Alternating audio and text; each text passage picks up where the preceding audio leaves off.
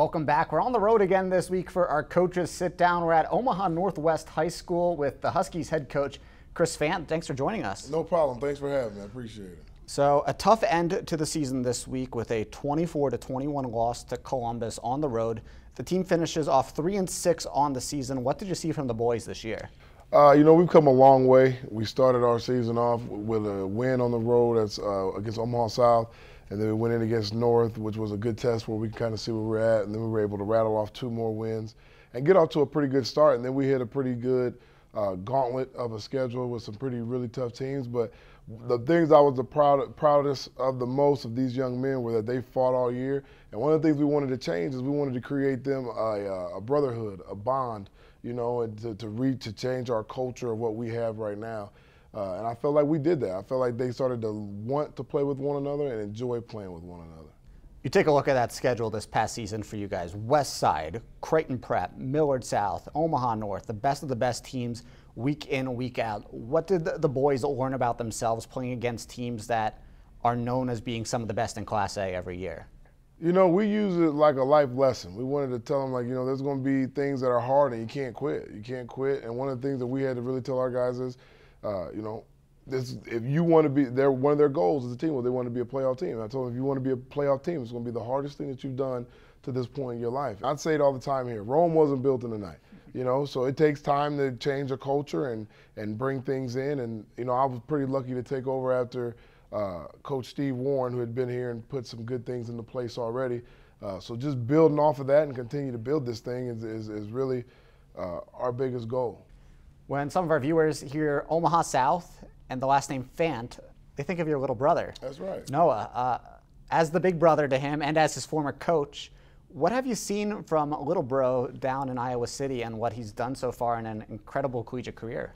He's done a great job, and I'm not shocked by any of the success that Noah's having. Noah has been, so we're 10 years apart, for those who don't know our family. And when I was going through high school and college football and all that stuff, Noah was right there alongside for that journey through my playing career and what I've done.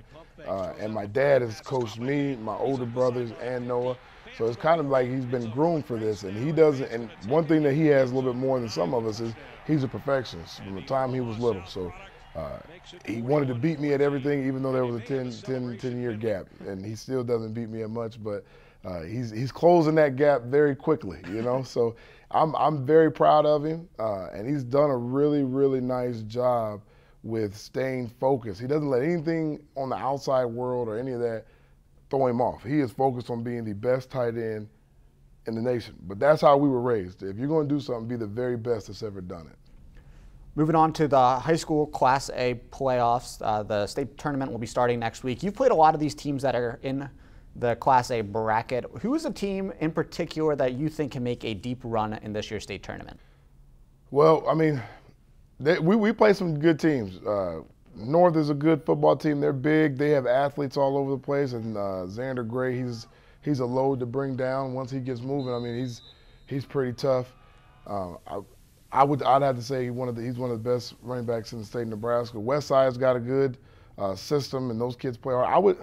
That's a tough one. With what we had on our schedule, I'm gonna go with Omaha North because I know they're a well-coached group with a group of men around them that's gonna get them prepared to be ready to go out and take care of business, and a community that is really behind them and that supports them. Yeah, Gray's a terrific running back, and that Vikings fan base is always a fun one to cover. Oh, yeah. Who's a player in this year's state tournament that you think fans should keep an eye on for those explosive big-time plays? I think Xander Gray's one of them. I think West Side's running back, he's one of them.